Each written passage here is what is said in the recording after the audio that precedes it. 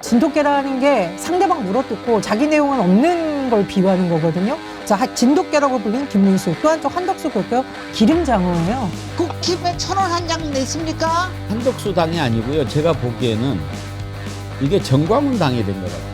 그게 정당이 해야 될 일이지. 어디 권영세, 권총동 쌍권청이 말이야. 처음부터 총알이 들어있다고 생각하고 빼앗아요. 최대한의 저희가 할 수 있는 모든 방법을 당부해서 최대치로 적극적인 행사를 해야지. 이게 어떻게 변변한 대통령 후보 하나 못 내고 지난번에도 윤석열이 꼬다가 하고 이번에도 그 내부에 그렇게 오랫동안 전통을 가지고 있는 정당에서 그거 하나도 제대로 못 내고 그쪽에 사람들을 계속 뭐 이렇게 선출을 하는 절차를 거쳐갖고 뽑아놓고 갑자기 한덕수 불러가지고 단일화해 뭐 이렇게 하려고 이렇게 해서 정권만 잡으면 다인가 그런 생각을 하고 있는 걸 보면서 저 정당이 정당인가 그런 생각이 요즘 많이 들어요. 저는 정말 뭐 제 정당이 아님에도 불구하고 굉장히 불쾌한 게 하여튼 윤석열 정권 들어와서 모든 국가의 시스템을 망가뜨리는데 마지막으로 망가뜨리는 게 지금 국힘입니다. 그러니까 지난번 윤석열이 들어왔을 때만 하더라도 물론 용병은 용병이지만 그래도 그때는 제대로 프로세스는 밟았거든요. 그때 뭐 명태균의 여론조사라든가 이런 여러 덕을 봤을지는 모르지만 그래도 정당이라는 틀 속에서 그 과정을 지켰는데 지금 이거는 뭡니까? 도대체 아니 그리고 이번 경선이요. 그만하면 굉장히 치열한 겁니다. 사실은 그렇게 8명에서 4명, 다시 2명, 그러고 나서 결승전 이렇게 해가지고 뽑았는데 정말 하루도 안 지나가지고 지금 이거를 바꾸겠다. 그리고 이걸 당연히 바꿔야 된다라고 하는 이런 생각을 하는 국힘도 한심하거니와 그 꽃가마를 타겠다고 그 꽃가마를 당연하게 여기는 한덕수. 아니 이거 무슨 짓거리입니까 이게. 왜냐하면은 이게요. 만약 한덕수가 원했다면은 사실은 초반에 경선에 들어올 수 있었거든요. 그리고 지금과 같은 추세면은 사실은 한덕수 처음에 해가지고 경선에 올라갈 수도 있었을 텐데, 아니 기본적으로 자기는 테스트를 안 받겠다는 거 아니에요. 검증을 안 받고 그냥 꽃가마를 타겠다는 거 아닙니까? 이런 사람한테 어떻게 힘을 실어줍니까? 국민이 뭘 믿을 수가 있습니까? 정말 말도 안 되는 짓이고 거기다가 지금 윤석열이가 나와가지고 내가 이재명 치워줄게. 그러면 우리는 그냥 무투표 당선이야. 뭐 이런 식으로 나오는 이 꼬라지를 보고 있으면 정말 속이 썩어 들어갑니다. 정말. 이게 저는 독재자를 좋아하는 정당의 특징입니다. 사실 박근혜 정부에서도 박근혜한테 찍히면 다 날아간다라는 것이 우리가 여러 번 봤잖아요. 당시 유승민 원내대표 쫓겨나는 모습이라던가. 그렇다 보니까 당내에서 대통령에게 쓴소리를 하거나 민심에 맞춰서 지도자로 성장할 수 있는 환경도 아니었다라는 분석이 나오거든요. 윤석열 때도 똑같습니다. 윤석열에게 조금만 쓴소리 하려는 조짐만 보이면 당에서 초선들이 중심이 돼서 몰아냈고요. 결국은 윤석열에게 굽신굽신했던 사람들만 살아남는 문화가 됐습니다. 그렇다 보니 이 사람들이 국민을 위한 삶을 뭐 고민을 하거나 미래 비전을 만드는 게 아니라 무조건 윤석열에게 충성할 생각만 한 거예요. 그러니까 지금 한덕수, 김문수 이런 사람들만 살아남은 거고 국민들이 보기에 참 딱한 형국이 된 겁니다. 김문수 후보의 옛날 별명이 진돗개였어요. 제가 2002년 담당 기자였어요. 한번 물면 놓지 않는다고. 근데 과거에는 그게 약간 긍정적 의미로 부각됐는데 요즘은 진돗개라는 게 상대방 물어뜯고 자기 내용은 없는 걸 비유하는 거거든요. 자, 진돗개라고 불린 김문수, 또 한쪽 한덕수 볼까요? 기름장어예요. 기름장어. 이게 무슨 뜻입니까? 자기 살 길만 요리조리 찾아다닌다는 거 아닙니까? 저는 그래서 기름장어라 불린 인물과 진돗개라 불린 인물이 한때 국정을 운영했던 여당의 대선 주자로 꼽힌다는 거, 뭐 무소속이든 뭐든 이게 참 안타까운 현실입니다. 지금 국민의힘에서는 독재자를 좋아하고 굽신굽신대던 문화에 대해서 뼈저리게 반성하고 윤석열 거취에 대한 것부터 정리를 시작해야죠. 그래야 대선에 적어도 후보를 낸 정당이라는 최소한의 양심이라도 국민들한테 인정받을 거라고 봅니다. 가장 큰 패착은 김문수를 잘못 본 거예요. 김문수가 그렇게 만만한 사람이 아니죠. 아니 저는 아까 예. 저는 김문수 별명이 진돗개였는지 몰랐는데 정말 맞는 것 같아요. 여러분들 잘 모르시지만 이제 너무 왜냐하면 우리 기억 속에는 김문수는 옛날 지나간 정치인이다 이런 생각을 해가지고 잘 기억을 안 하는데 2018년이었을 거예요. 서울시장 그때 김문수가 서울시장 나온다고 했을 때 그리고 후보가 됐어요. 근데 그때 안철수가 훨씬 더 유망했거든요, 바깥에서. 근데 안철수가 그렇게 단일화해달라고 안철수가 그렇게 저기를 했는데 결국은 버티고 안 해줬잖아. 결국은 그때 하여튼 15% 이상 돼가지고 그 선거 자금도 돌려받은 거로 알고 있는데 김문수 굉장한 사람입니다. 그리고 저는 이번에요. 김문수가 사실은 솔직히 우리가 탄핵 들 때까지는 생각도 안 하던 사람 아니에요. 왜 저 양반이 노동위원회 위원장이야? 그러다가 왜 노동부 장관이야?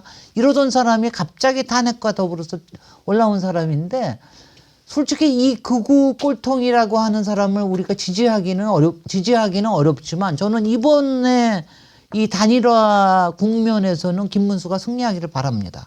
왜냐하면 정당에 왜냐하면 저는 이게 뭐냐면 정당의 정당성, 정통성 이거를 지킨다고 하는 거는 굉장히 중요한 민주주의의 가치예요. 그걸 지키려고 그러면은 지금 김문수가 버텨줘야 됩니다.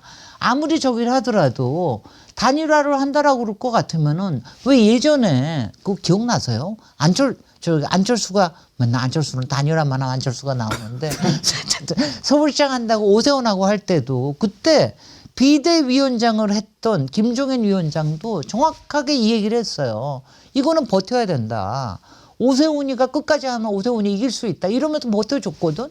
그게 정당이 해야 될 일이지. 어디 권영세, 권성동, 쌍권청이 말이야. 처음부터 한동훈이 집어던지고 그리고 나중에 당권 얻고 내년에 지방선거에 자기네들 저기 하려고 이러고서 사람을 이용하냐고요. 거기에 김문수를 이용해가지고 그리고 매덕 버리게 해놓고 이제 와가지고서는 그냥 백구수 한다고. 어저께 권성동이 자기네들 안에 회의에서 당의 회의에서 김문수한테 하는 꼴을 보니까 야 정말 반말해요 막. 예. 반말하고 여기저기 가라 그러고 뭐 하라 그러고 말도 안 되는. 아니 권성동이 왜 이렇게 거칠어요. 국힘이 아무리 저거 하더라도 바깥으로는 좀 신사적인 척이라도 해야지. 왜 남의 손목은 붙들고 다니고 앉았고 왜 지금 막 경선에서 된 대선 후보한테 어떻게 반말을 하느냐고요. 말도 안 그러니까요. 되는. 권성동은 한 10살 차이 나지 않나요? 그럼요. 9살 차이가 아홉 살 나고요. 차이. 실제 권성동 의원이 그렇게 거친 스타일이고 막가파식입니다. 말도 안 되는 거예요. 아 정말. 이게 원래 일반적으로 당에 있는 거대 정당의 후보자가 있고 바깥에 유력한 무소속 후보자가 있을 때에 단일화 협상을 벌리면요. 당을 가지고 있는 후보자가 훨씬 힘이 셉니다.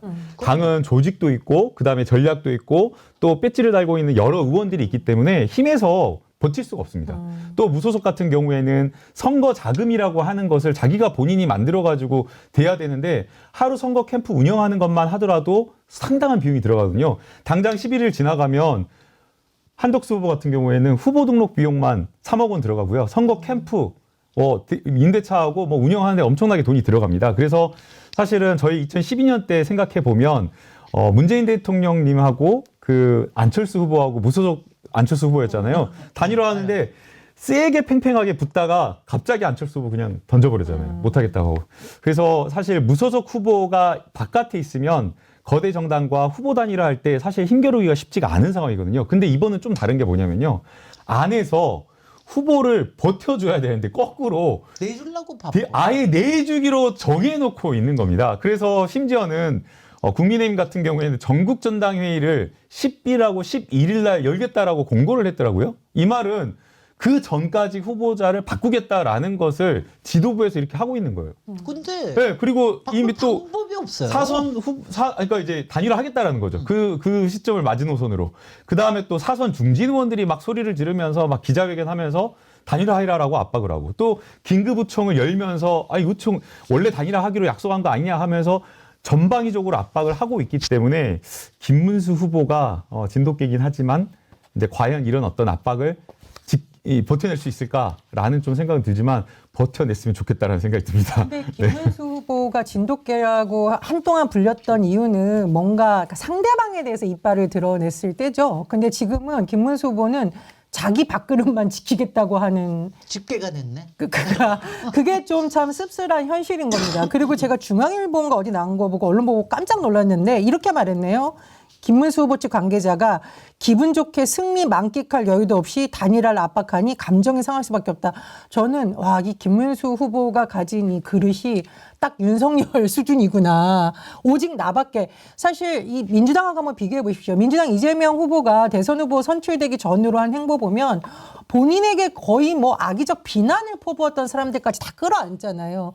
적어도 한 당의 대선 후보라면 이런 모습을 보여줘야 돼요. 근데 김문수 후보는 당장 당내에서도 사기꾼이란 말 나온다는 거 아닙니까? 그러니까 지금 당내에서도 당신이 과연 그만큼의 그릇이 돼서 그 자리에 간 게 아니라 정광훈이라던가 윤석열 힘을 빌어서 거기에 갔다라고 인정을 못하고 있는 거다.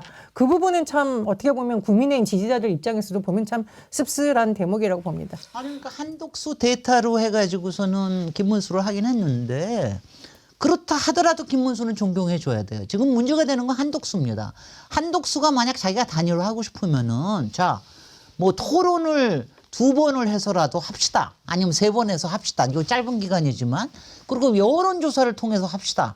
아니면은 뭐 당원 대회를 통해서라도 하는 거 모든 거 받아들이게 구체적으로 얘기를 해야 되는데 지금 한독수 속셈이 뭔지 아세요? 자기는 아무것도 안 하고 그냥 김문수가 나가 떨어지고 자기가 싹 올라타기를 바라는 거 아니에요. 이거는 나는 못 참겠다 이거야. 정말 못 참습니다. 그래서 제가 지금 마지막으로 원하는 게 뭔지 아십니까? 예. 한독수가 무소속으로 돈을 수십억 쓰고 나가 떨어지는 걸 제가 보고 싶습니다. 택도 없어요. 못 나와요. 아이고, 뭐 돈이 있습니까? 배짱이 있습니까? 아우, 돈을 쓰는 꼴을 좀 봐야 돼. 어저께 사진 찍었는데 그거 자기 돈으로 썼대요. 아니 이게 애초에 이 단일화가 말이 안 되는 게요. 원래 단일화라고 하는 것은 두 후보가 단일화해가지고 표의 확장성이 있어야 되는 겁니다.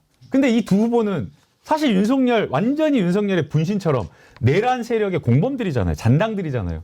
그러니까 이 두 후보가 단일화를 했다고 해서 표의 확장성이 있다거나 뭔가 선거에 도움이 된다거나 하나도 없어요. 그러면 누가 단일화를 안 해서 단일화를 아예 안 하고 버티고 그냥 누가 드랍했다. 그러면 이 표가 아쉽냐?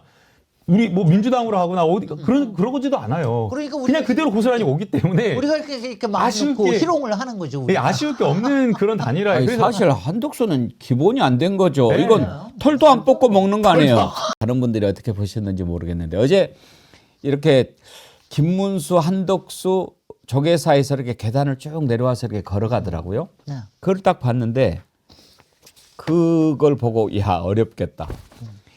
한덕수는 이런 생각을 할 거예요. 내가 총리했고 너는 장관했잖아. 그리고 이게 다 지금 네 실력으로 된 게 아니고 나중에 나한테 주기로 했으니까 된 거잖아. 그러니까 얼른 주면 되지. 딱 이렇게 지금 따신밥 먹고 오르려고 지금 숟가락 들고 기다리고 있는데 김문수는 무슨 말도 안 되는 소리 하고 있어. 네가 3억 원을 내기를 했어. 뭐 네가 나 되는데 도와준 거 있어? 내가 될 줄 알았어? 그리고 뭐 그렇게 뭐 지금 뭐 나는 지금 즐기지도 못하고 끝나고 제대로 지금 쉬지도 못했는데 주라는 게 말이 돼? 그리고 옛날에는 네가 총리고 내가 장관이지 놈아. 내가 지금 국민의 후보야. 너는 지금 무소속이고. 이런 거를 보여주려고 하는 걸음걸이를 제가 캐치했다 이 말씀입니다. 한번 내려오는 걸 보세요. 어떻게 해서든지 한독수 앞에 서서 가려고 하는 모습이 보여요. 한번 보십시오.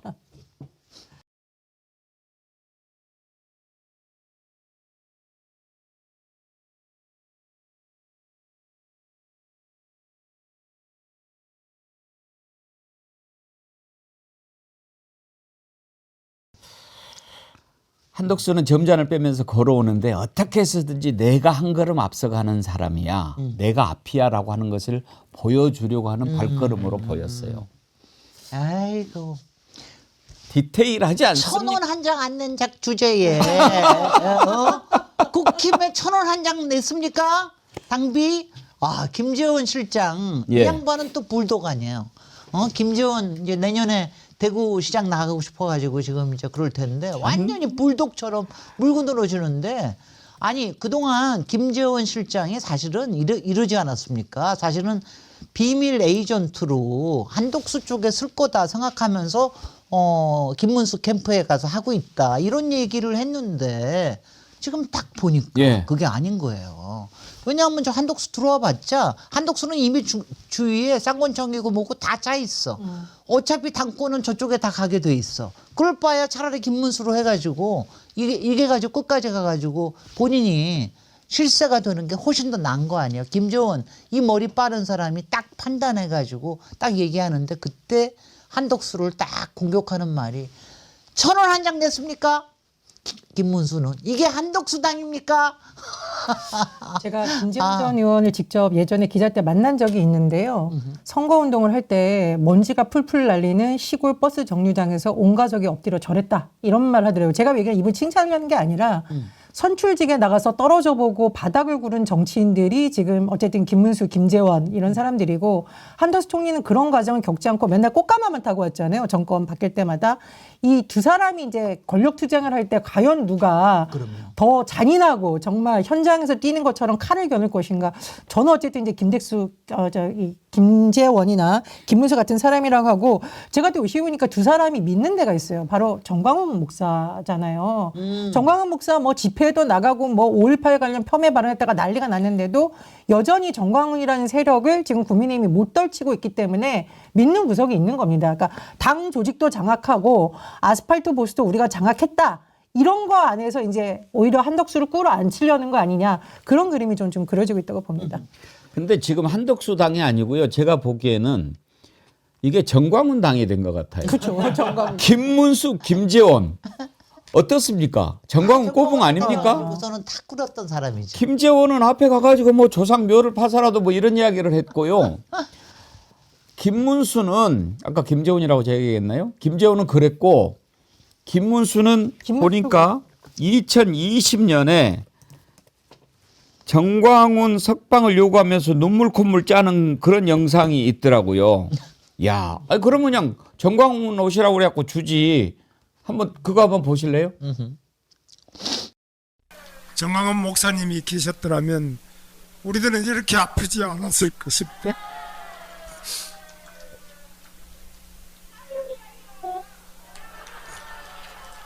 지금 이 자리에 오셔야 될 분은 제가 아니라 우리 정광훈 목사님입니다.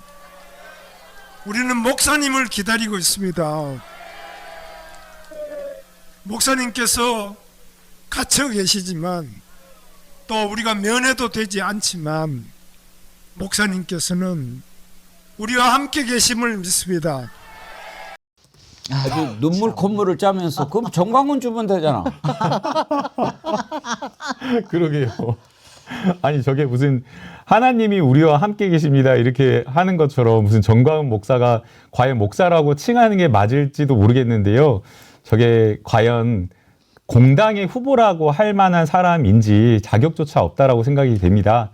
하도 우스워서 웃고 했는데 이제 좀 웃을 일이 아니죠. 이따가 김병주 최고위원 나오면 좀 자세히 물어보겠지만 저걸 그냥 둬도 되는가. 몇몇 사람들은요. 제가 이렇게 그 유튜브 같은 거 보면은 걱정 안 해도 된다라고 하는데 이거 정말 걱정 안 해도 되는가. 왜냐하면 조이대가 그야말로 그냥 푹 찔러보고 말았을까? 그런 생각이 든단 말이에요. 근데 정말 미친 척하고 만약에 만들어버리면 그거를 어떻게 해야 되는가 이 생각을 오늘 좀 한번 해보려고 합니다. 일단 민주당에서는 이런 계산을 하고 있더라고요. 지금 탄핵하는 거 어렵지 않다. 그런데 만약에 지금 탄핵을 해버리면 헌법재판소가 그래도 대법원과의 관계가 있고 법원에 공백이 생기면 안 되니까 다른 어느 것보다 신속하게 심리해서 결정을 내릴 것이다.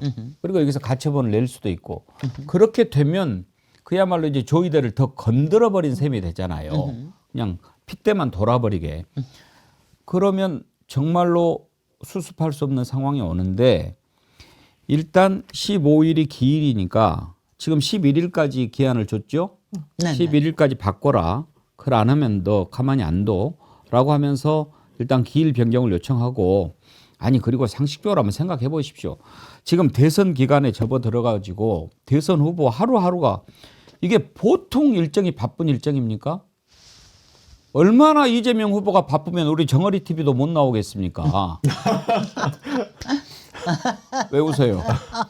나오시고 싶은데 아이고 선거 나 지금 일정이 너무 빡세가지고 여러 지금 대선 후보들이 우리 정어리 TV 출연하겠다고 막 난리인데 내가 그래도 순서가 있지. 이재명 후보 나온 다음에 네네. 나와야 되니까 기다려. 네. 지금 그렇게 하고 있는데 이재명 후보가 겁나게 바쁜가 봐요. 예? 그러니까요. 알았죠? 네. 그런데 15일 지나서 일단 최대한 늦춰서 탄핵을 하더라도 아무리 헌법재판소가 빨리 결정을 내려도 못하는 그 시점까지는 가서 탄핵을 하더라도 해야지 지금 이렇게 막 한다고 해서 다가 아니다. 그런 입장인 것 같아요. 김남국 의원님 언제 딱 이게 원샷 원킬로 가야 되잖아요. 예, 언제 탄핵을 해야 돼요? 아까 지금 백운기 앵커님이 말씀이 맞습니다. 예, 저희가 지금 먼저 대법관들을 탄핵해버리면 그 탄핵에 대해서 대법관들이 가처분 신청을 헌재에 신청할 수가 있어서 또 그게 만약 인용돼 버리면 저희가 쓸 수 있는 카드가 나중에 가면 없어져 버리거든요. 그래서 15일까지는 사실 저희에게 주어진 시간입니다. 시간을 저희가 쓸 수 있는 시간이고 저희가 볼 수 있는 시간이기 때문에 전략적으로 이 시간을 가지고 가는 게 맞고요. 그래서 15일까지 기일 변경을 하는지 안 하는지 고법에서 이놈들이 어떻게 하는지 고법 부장판사의 행태, 행동을 보고 기일 변경 신청을 하는지 여부를 본 다음에 고법에서의 또 최대한의 시간을 쓰는 게 맞다라고 봅니다. 고법 부장판사가 기일 변경을 하지 않는다라고 하면 전력적으로 저희가 판단을 해서 고법 부장판사도 탄핵을 할지 여부를 좀 검토를 해야 한다고 보고요. 물론 저희가 탄핵을 한다고 해서 저쪽에서 고법에서 수가 없는 건 아닙니다. 재배당을 하거나 다른 판사를 인사하는 어떤 그런 방법들이 있기 때문에 수가 없는 건 아니지만 그래도 저희가 며칠이라도 시간을 볼 수가 있기 때문에 여러 가지 수를 고민해서 전략을 짜야 된다라고 생각하고요. 그렇기 때문에 당초에 원래 민주당에서 고민하고 있었던 뭐 이번 주에 탄핵한다라고 하는 것을 잠시 보류하고 전략적인 여러 시나리오를 염두에 두고 하고 있는 것으로 생각이 됩니다. 예. 그러면 김남국 의원 네. 보시기에 조희대 대법원장이 어디까지 갈 거라고 생각하십니까? 완전히 미쳤다고 생각하십니까? 아니면은 이번에 그냥 공포탄이라고 생각하십니까? 그거를 저희가 지금 어떻게 생각하나 뭐 어렵잖아요. 근데 이거 어렵지 않다고 생각해요. 저희가 뭘 대비할 때 전쟁이다, 뭘 생각한다고 하면 최악의 수를 생각해야 되는 거잖아요. 저쪽에서 총을 두고 있는 강도가 이미 한 발을 쐈습니다. 그 총알을 쏴가지고 이미 제가 어깨를 크게 한 방을 맞은 상황이거든요.